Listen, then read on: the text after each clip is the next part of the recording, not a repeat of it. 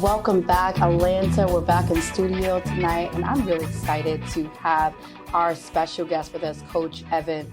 Y'all, we're talking all things mental health, entrepreneurship, minority, and all the things that you need to be able to set yourself up for success. So we want you to stay until the end. Don't leave this podcast episode until you hear the conclusion of the matter. Coach Evan, thank you so much for being with us. No, thank you for having me. I am always grateful to be able to share a little wisdom, have a little fun, and all that good stuff at the same time. Absolutely. And that's what we're going to be doing tonight. But first, I want to formally introduce Coach Evan here, and then we're going to jump into some really good information. So stay with us.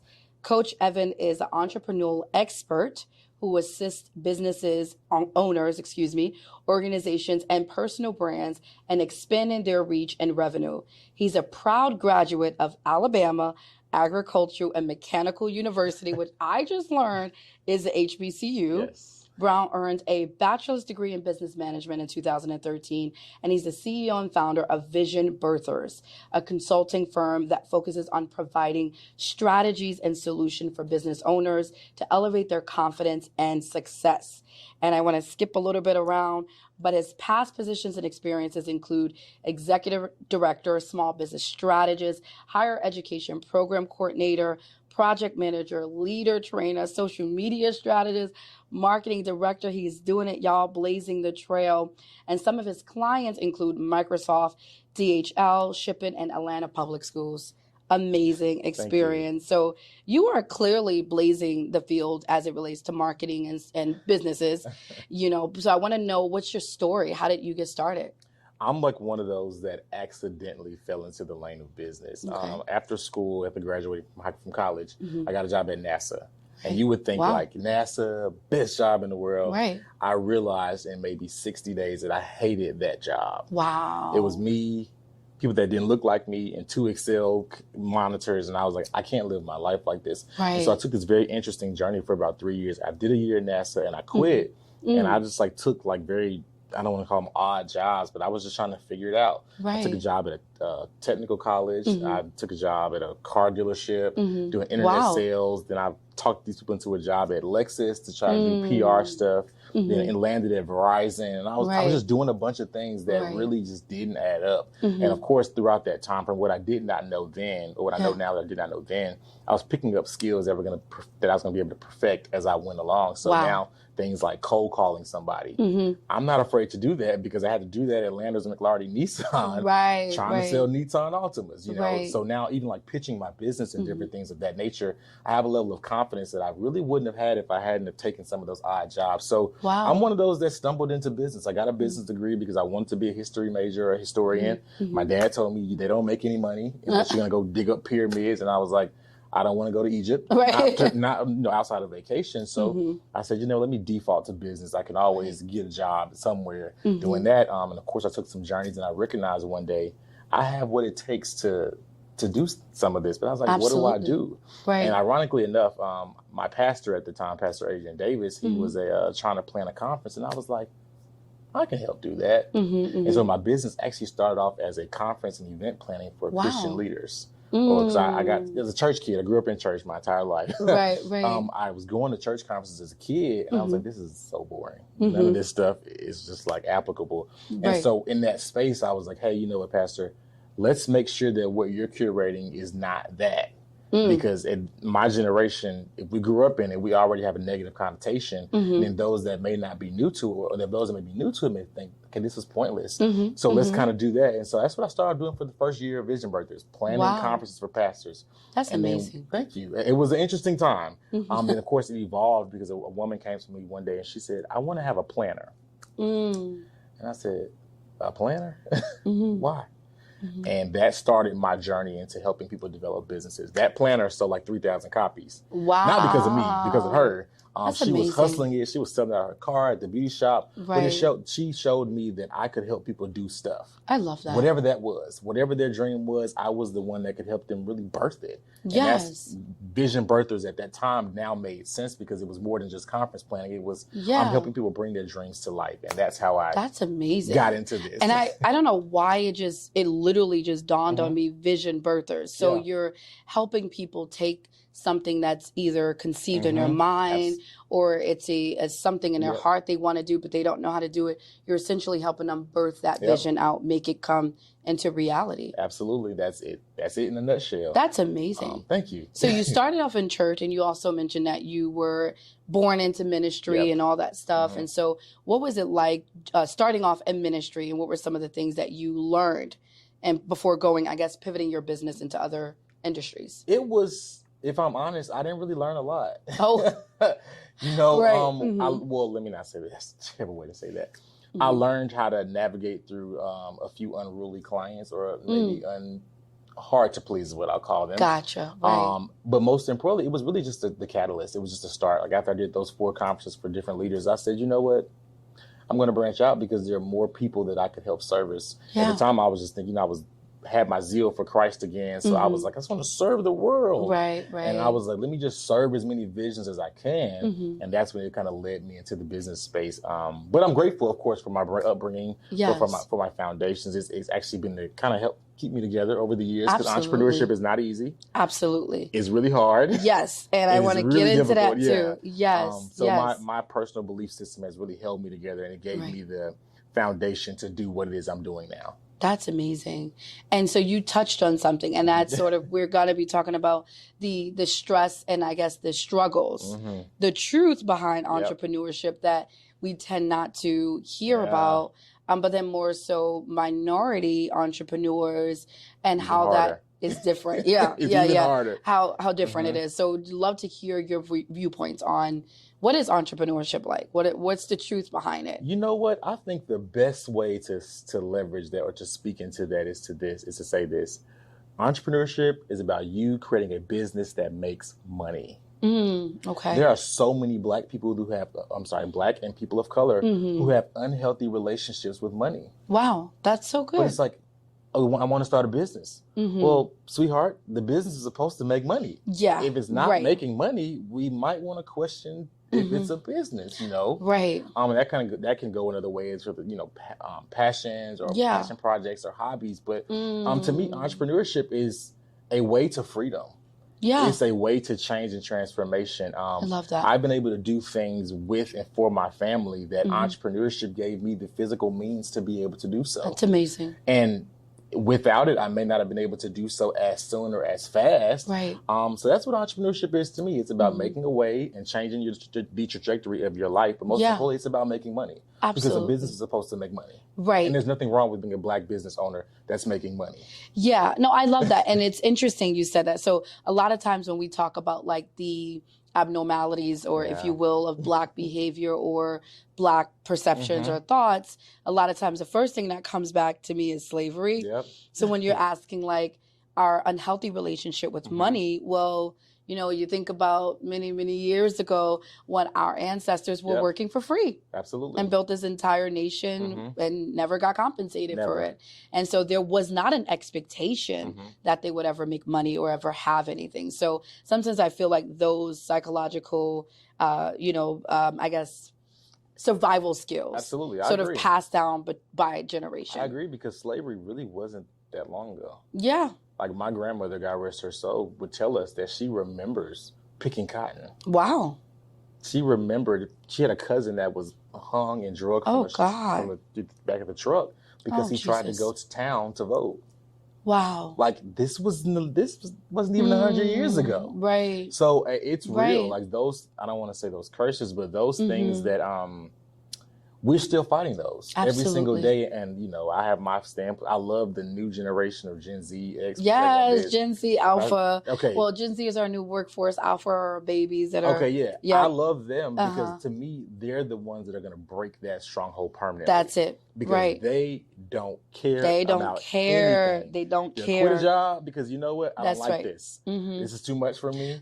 This is too stressful. I'm out. That's right. And I'm like, I need a little bit more of that. Right. But I think they're the generation that's going to break that permanently off of us as a people. And it needs to be broken. I love that. It's redefining life. Yes. It's For like the us. world. Yeah, absolutely. us, And yes. I always do admire Gen Z. I love Gen Yes. Z. They're a very interesting generation to me, but they are a no nonsense. They will All the jump way. in the streets and they will protest. They're going to do whatever their heart They're gonna sit on desires. YouTube and learn how to code They and will. not need a degree to get a 6-figure job. Okay. Because the world is changing. Yes. And what was working in our time, right, and many years ago, is not working today. Absolutely. So they're shifting the needle for us. Yeah. And so things are shifting, things are changing, especially now we're talking about entrepreneurship. Absolutely. What does that look like today, especially for minority entrepreneurs? Oh, that's a great question. I think right now it looks like a land of opportunity. Yeah. You know, I've been an entrepreneur full time, I guess off and on full time, about 6.5, 7 years. And what I remember when I first started is not the stuff that I'm doing and living in and seeing every single day now. Like the landscape has totally changed. Information has changed. Trends have changed. Yes. Business has changed. You know, even Industry, the way industry's changed. Like, so many things have changed, and you've been forced to upgrade.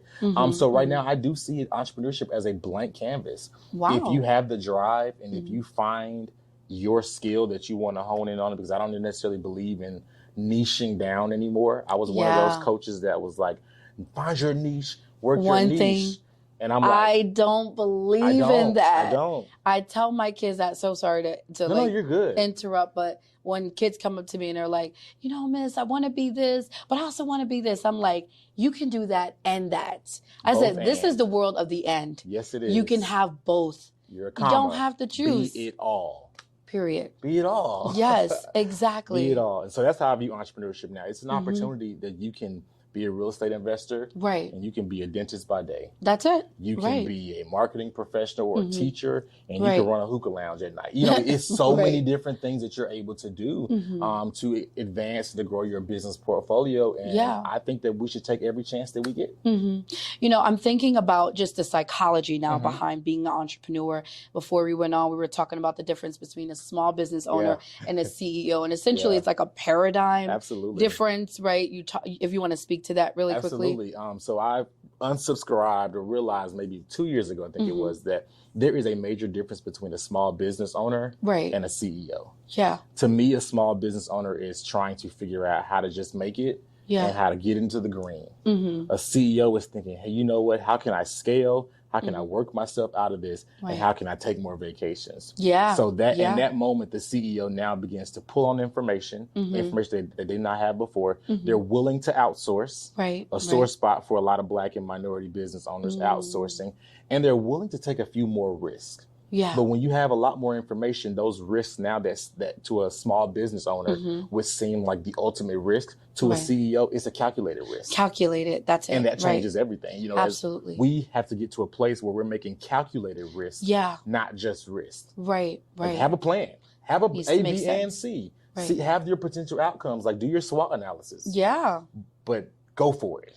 Right. And don't let fear, anxiety, or all those things that really are invisible hurdles, as I call them, really stop you from progressing. Because that's what I see a lot in the coaching space. I talk to a lot of Black and brown business owners who are phenomenal ideas, great products, great services, but they're so locked into themselves that they're unwilling to make the necessary steps. Right. Forget making leaps. Just take a step.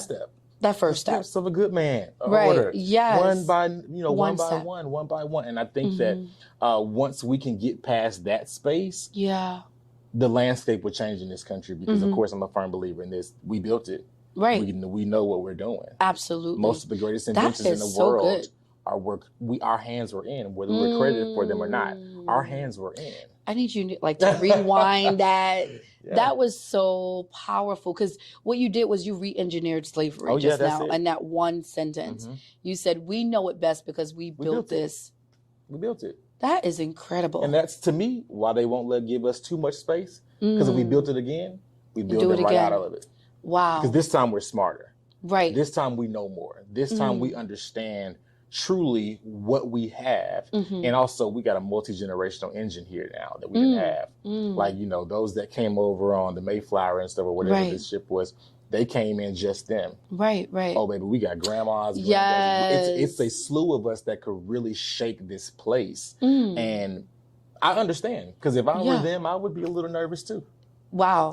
Wholeheartedly, I really deep. would. That is so deep. I'm like, my brain is spinning. But the multi-dimensional or multi-generational, how we looking at entrepreneurship from a generational perspective. So pulling on grandma and your mom and just the generation under you. But I've never thought about it from that level. Can you speak more to that?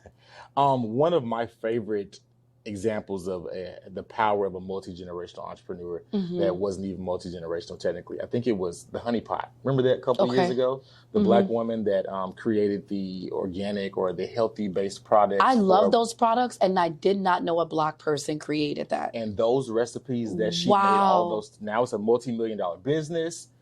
It's in Target everywhere. But those recipes she got from her grandmother. Wow. Her ancestors. Wow. So she's helping Black women or women of color heal internally from the inside out with these products. And all because her grandma decided to write down or to orally pass on what was done or what she did to do whatever needs to be done for the body. Wow. That to me is so like powerful. I could think about, and that's why I even started my publishing company. I was like, somebody has to be the one that says, I'll package the brilliance of Black and brown people. Oh my goodness. Because we can't die with grandma and mom now. They're brilliant. They have recipes. They have ways they go about stuff. The way my grandma used to give us tetna and yellow root when we were kids, and we'd break up cold and stuff in 3 hours. Yes, it's like I remember all that. These things that, those remedies. We didn't have NyQuil. We didn't need NyQuil. We didn't have Tylenol and Excedrin. We didn't need that. We did not, right. Grandma and mom, they knew something to use and they did what needed to be done. And so I think that when we really stop for a second and say, hey, you know what? We really are multi-generational for a reason, because a lot of people are looking for their niche. Don't look for your niche. Look at what's in your bloodline. Wow. Because that could be. That's really powerful. That could be the thing. Look what's in your bloodline. Look at what's in your bloodline. That's why I love to see Black business owners now. They're doing a lot more oils and the serums and stuff. Please boil all that stuff your grandma put on your hair to make it grow and it broke off when you got that perm. Right. Do it all. That is so true. Because they know. We come from a lineage of people that know. Yeah. Wow. I get excited. This is so good. This is As you can see, I'm very much so militant. No, this is amazing. And I'm thinking about all the brilliance that we have. It's almost like untapped into brilliance. Oh, absolutely. Brilliance that's just sitting there, brilliance that has not yet been utilized. And we have all this. We have like multi-million-dollar, multi-billion-dollar ideas and things that are in our hands that we don't even realize we have. And so how do you help people?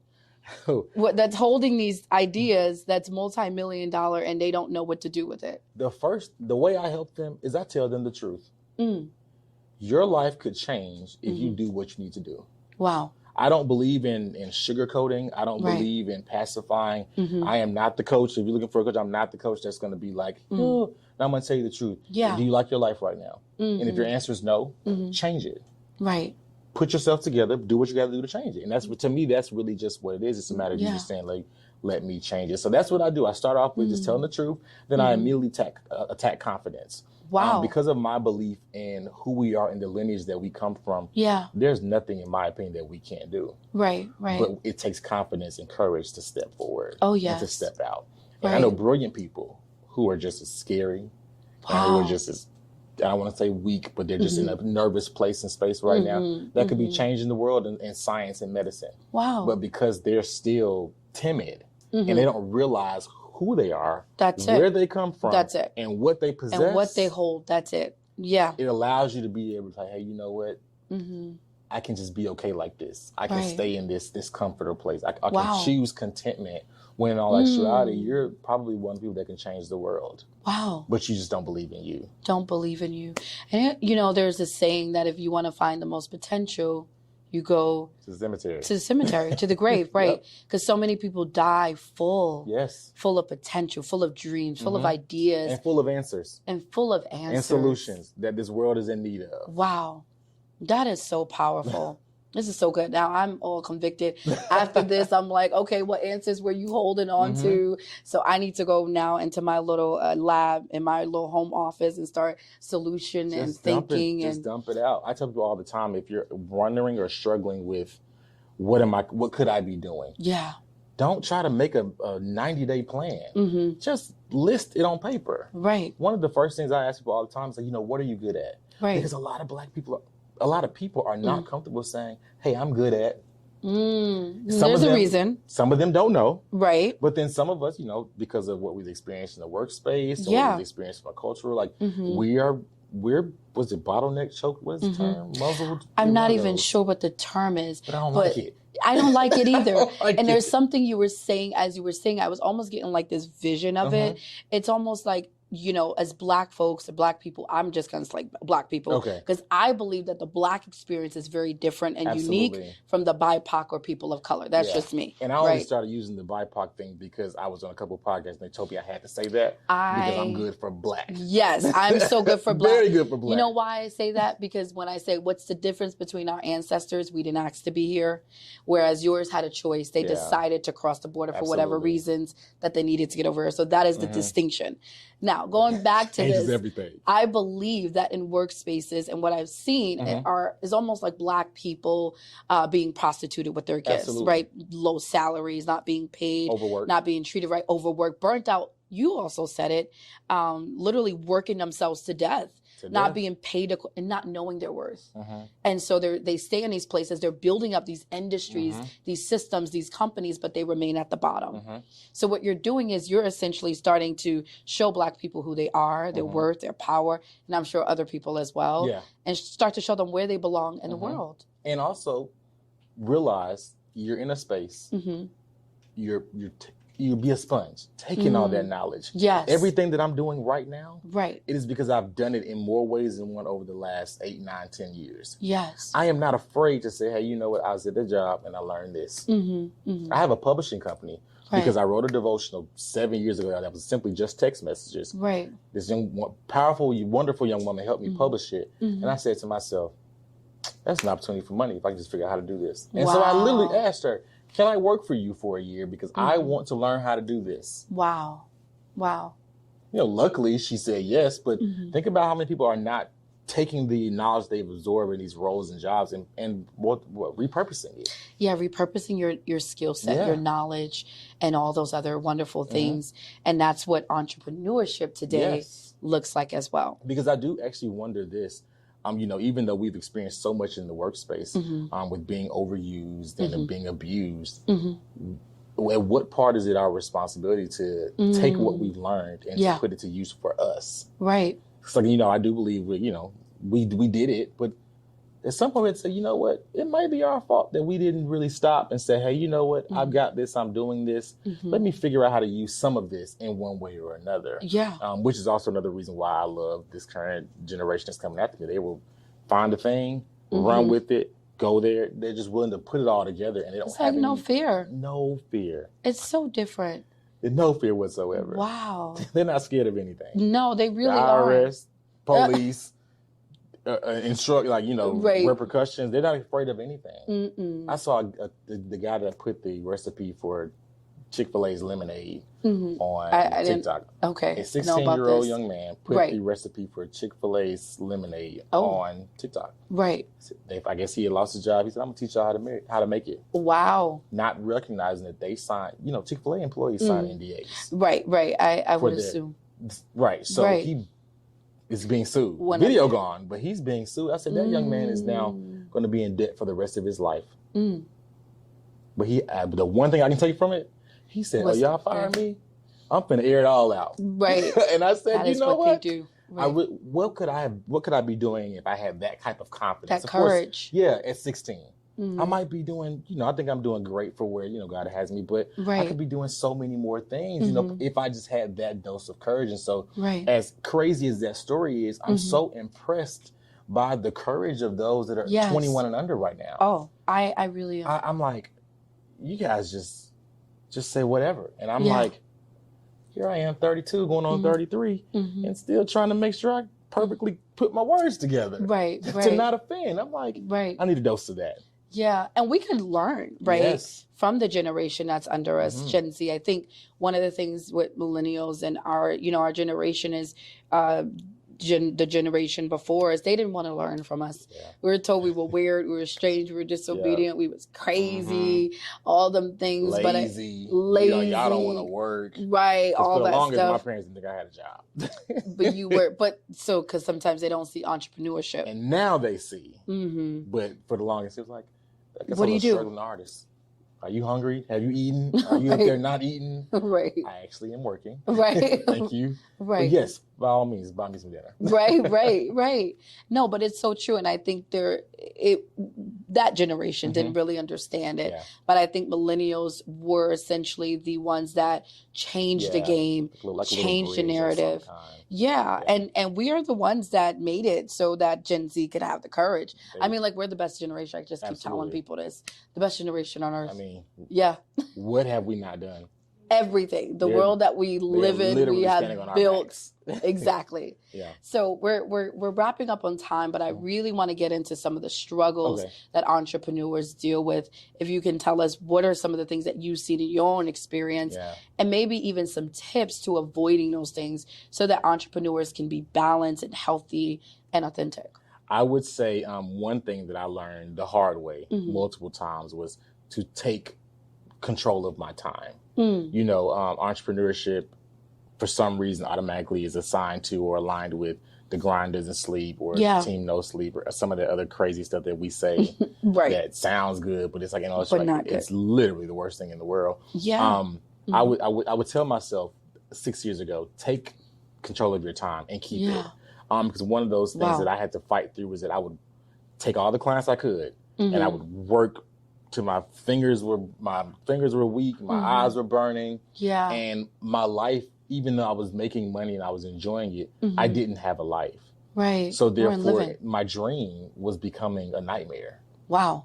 As I am prospering and growing in it, I'm resenting it. Like, little known fact, I closed my business March 1st of last year, 2022, because I was tired. I said, I'm done with it. I walked away. I packed up my stuff. I left my office. I went home in my apartment, and I just ended up moving back to Atlanta. I said, I got to go home. Wow. But because I was so tired. I had never consistently had control of my time. Yeah. And so even though my dream became a nightmare, I hated what I did. Oh, as good as I was, I hated it. And that's one thing I would tell any entrepreneur. That's so real. Because, you know, working your dream is lovely. It's beautiful. Yeah. It is nothing like when your skill set, what you're passionate about, becomes an opportunity for a monetary transaction. It's nothing like it. Right. But keep control of your time. Yeah. Because this life, we can't get back. Things are happening fast. Every single day. You know, people are going and coming. But that's one thing I would say, take control of your time. Yes. And how I take control of my time now is that I am organized. Now, I use a physical planner every day. I'm one of those types. I'm not really I'm a tech person because I have to be, not because I genuinely enjoy it, but I recognize that when I had a solid, consistent routine, my mind was better, my mental health was better, my sleep was better. Yes. My productivity increased. I didn't work as hard or as much because I had a plan. Yeah. So instead of trying to get everything done in a day because I'm so behind, I was able to literally space stuff out through my week. That is so good. So now I don't get blindsided by Mondays anymore. Wow. Because no matter what goes on Sunday night, I'm going to at least sit down. If I can't plan out my entire week, I'm going to plan out Monday. So that way Monday doesn't catch me off guard. Right. Because people, you know, in the gym, they say never miss a Monday. And my personal thing is like, that's the thing they say. If you miss a Monday, you know, it could possibly throw off your consistency, how you flow. And so I tell myself I can't miss a Sunday. I've got to make my plan for at least Monday. You know, sometimes it happens. You can't do it. You can't plan the whole week. Right. But I at least have to. I don't want to wake up with anxiety. Yeah. Because when you know you got a slew of stuff coming and you have no idea where everything's coming from, you are triggered easily. Oh, yes. Oh, my. You don't sleep as good as you think that you do. Right. You sleep soft. You jump up and it's kind of like you're tired because you didn't rest. And so now that fresh mind that you utilize to really produce and create is 50%. Yes. You're tired. Right. And it's Monday and you still have 4 more days of 4 this. more days to go. Well, low-key 5, because you got to get through one day. Right. That so part. I would always say, please take advantage of your time, take control of your time. Take control. And have a healthy routine of some kind. That is so good. Yeah. That was so like power packed. And I know we're closing, but it was power packed because you talked about the anxiety that entrepreneurs, you talked about your lived experience, how you were just tired, burnt out, and you were only in it. Right. Like literally going crazy. Like, right. But I had lost control of those things that I knew worked. And we know what works for us. Right. But it takes a little bit of discipline to kind of jump in there and say, discipline. Know what, I can't do what you may do on social media. I can't do what this person says. I've got to do what works for me because I got to manage my own life. Yeah. It's hard. We have to take back our personal power. We have to take it back. Yes. Boundaries. We just said this on another episode. This is going to sound like we rehearsed this, y'all. I promise we did not. Because y'all heard the episode last week and y'all like, oh, y'all we did not rehearse this. You don't even know what we talked about the last week. But this is verbatim. Wow. Boundaries, mental health, burnout, taking care of yourself, discipline. Boundaries, I heard this, is not because I want to keep you out, it's because I want to keep you in. Absolutely. And so boundaries are important. We have to establish them. We have to set them in order to be healthy and to live.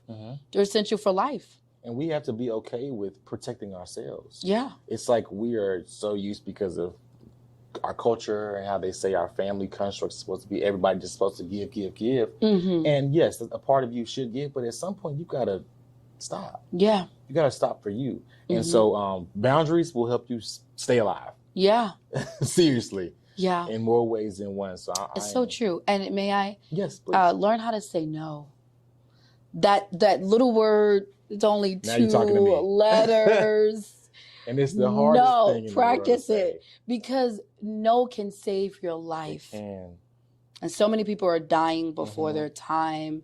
They're retiring, they're dropping dead. They're working and dropping dead. I just heard a story of a husband and a wife. They were in Home Depot. The husband dropped dead in Home Depot. Just premature deaths all over.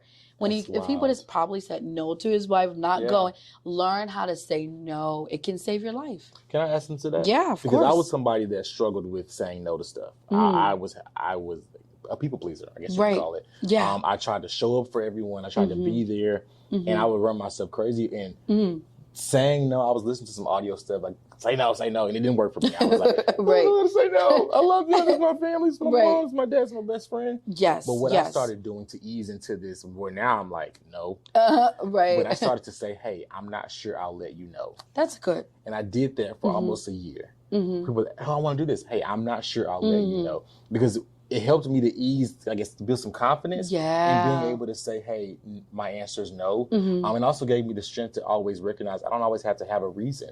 That's right. So so if you need something to try to do, try that. Like I started to say, hey, I'm not sure I'll let you know. And that really just turned into me kind of, building up some confidence to be able to say, hey, you know what?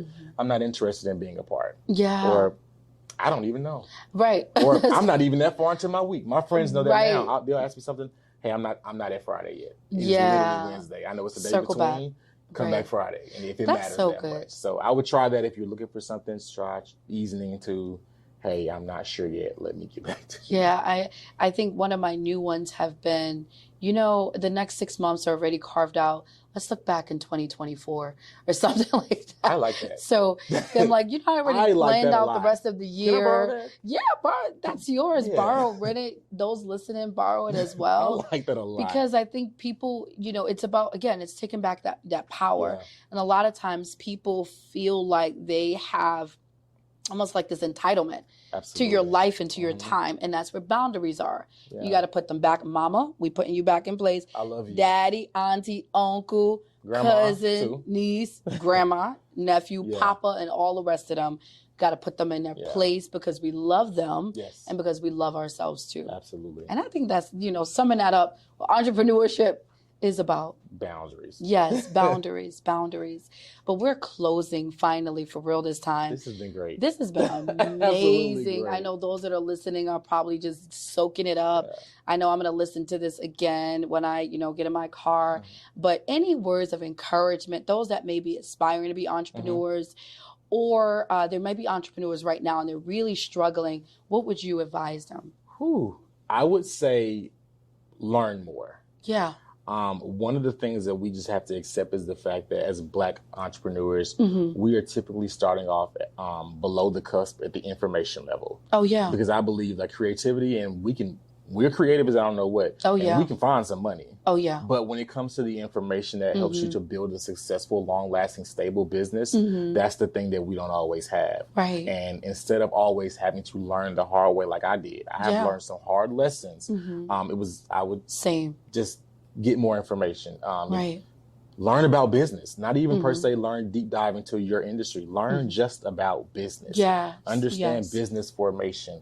Have a basic understanding of business taxes. Right. Have a basic understanding of profit and loss statements. I would just say get more information, because I do believe that's the one thing that separates us from them is that we don't have enough information, because I do believe this. We're creative as all get out. Yeah. And we have the resources. But I do know that when you have the right information, resources find you. That's so good. That's so good, y'all. I hope y'all got that. Might have to get your paper and pen out or your little notepad, write it down, learn, get information as an entrepreneur, especially if you're a Black entrepreneur. The level playing field is not the same. So we're always playing catch up. Yeah. So we need to get the information. This has been so powerful, Evan. I'm so glad you invited me. Yes, I'm so glad you joined us. Thank you so much. How can people follow you, get in touch with you if they want to reach out and they're interested in your services? Okay, yeah. You can connect with me on any social platform, LinkedIn, Facebook, Instagram. It's all going to be It's Coach Ev, ITSCOACHEV. Also, my website is coachev.com. Shoot me a message, DM me, let me know you enjoyed this broadcast, and maybe we'll be able to do it again. Absolutely. Yes. Reach out to Evan. He is here, available. I'm sure can coach you through whatever your vision and dreams are. We want to make sure that you're set up for success, y'all. So we're ending here. But again, it's been great. Evan, we're going to bring you back on in the future. And we love you all so much. Thank you so much for listening to our content, supporting our podcast. Don't forget to subscribe, share it out to your colleagues, your friends, everybody. We want to make sure that they get this message too. We love you guys. We'll see you soon.